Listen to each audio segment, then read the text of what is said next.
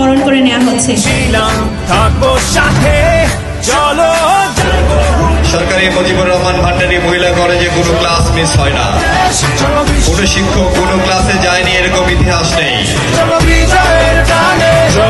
ব্যক্তি জীবনেও শৃঙ্খলা আছে, প্রাতিষ্ঠানিক শৃঙ্খলা আছে।